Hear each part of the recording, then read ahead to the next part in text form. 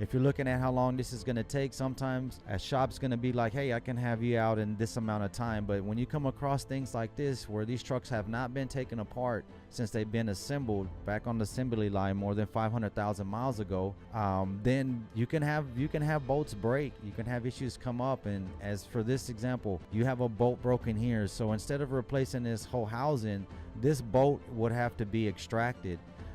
It definitely would take more time to get that bolt extracted, so the labor-wise would be more increased in this particular case, but at least you don't have to replace the bracket. It would cost more to replace this bracket than actually get this bolt extracted.